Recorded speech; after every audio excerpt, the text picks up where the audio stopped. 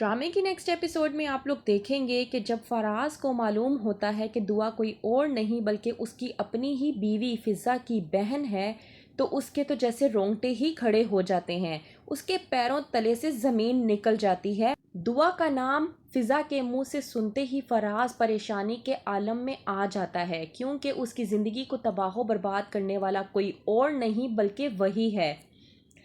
रुखसती के बाद जब फ़िज़ा फ़राज के साथ घर वापस आती है, तो वहीं पर फ़राज अपनी बीवी फ़िज़ा से कहता है कि मुझे अपने घर वालों पर यकीन था कि मेरे घर वाले मेरे लिए एक बाहया लड़की ढूंढेंगे, एक ऐसी लड़की जो किसी और मर्द की तरफ आंख उठा कर भी ना देखती होगी, और तुम बिल्कुल वैसी ही हो।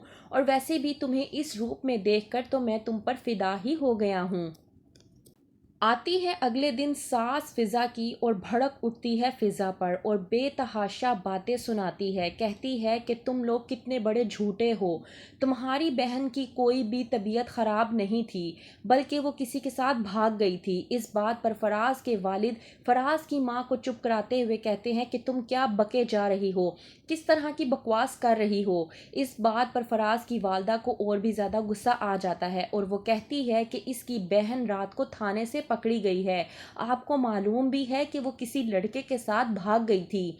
फराज जब ये तमाम तर बातें अपनी वालदा के मुंह से सुनता है तो वो थोड़ा सा परेशान हो जाता है कि आखिरकार उसकी माँ किसकी बात कर रही है। वहीं पर फ़िज़ा एकदम बोल उठती है और कहती है अपनी सास से कि आपको बहुत बड़ी गलतफहमी हो रही है, मेरी बहन ऐसी बिल्कुल भी नहीं है। मेरी बहन दुआ, आज तक उसने ऐसा कुछ नहीं किया और वो ऐसी बिल्कुल भी नहीं है। जब सुनता है फराज फ़िज़ा के मुंह से दुआ का नाम, तो उसके रोंगटे खड़े हो जाते हैं कि दुआ, आखिरकार वही दुआ जिसकी ज़िंदगी को तबाह बर्बाद करने वाला कोई और नहीं बल्कि ख़ुद फराज है, और उसी की बहन के साथ शादी करके बड़ी ऐशो आराम की ज़िंदगी गुजार रहा है। फ़िज़ा की सास फ़िज़ा को बेतहाशा बातें सुनाती है और कहती है कि मेरी तो मत मारी गई थी, या अल्लाह मैं किस ख़ानदान से लड़की ब्याह कर लेकर आई हूँ। अगर मुझे मालूम होता कि इस ख़ानदान की लड़कियाँ इस तरह की हैं तो मैं कभी भी ऐसी लड़की को ब्याह कर अपने बेटे के साथ ना लेकर आती।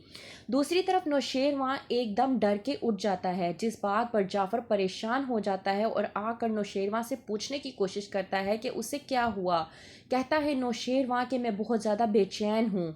जाफ़र नौशेरवां को समझाने की कोशिश करता है कि दवाइयों का असर होगा, लेकिन नौशेरवां कहता है कि मैंने उसे ऊंचाई से गिरते हुए देखा है। इस बात पर जाफ़र थोड़ा परेशान हो जाता है और कहता है नौशेरवां से कि आखिरकार आपने किस को गिरते हुए देखा है। इस बात पर नौशेरवां जाफ़र से कहता है कि मैंने दुआ को ऊंचाई से नीचे गिरते हुए देखा है, मुझे उसकी बहुत ज़्यादा फ़िक्र हो रही है जाफ़र, मुझे उसकी हैरियत मालूम करके बताओ।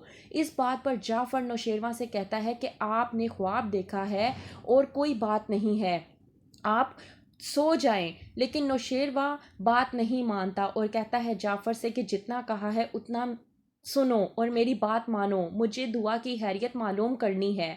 वहीं पर दूसरी तरफ फहमीदा अपने शोहर असलम से कहती है कि आप तो दुआ को लेने के लिए गए थे।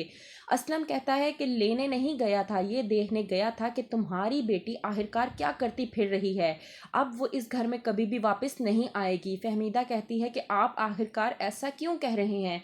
इस बात पर असलम को बेहद गुस्सा आता है और वो अपनी बीवी फहमीदा से कहता है कि तुम्हारी बेटी आवारा लड़कियों के साथ पकड़ी गई है, तो तुम्हें क्या लगता है कि मैं अब तुम्हारी बेटी को इस घर में वापस लेकर आऊँगा?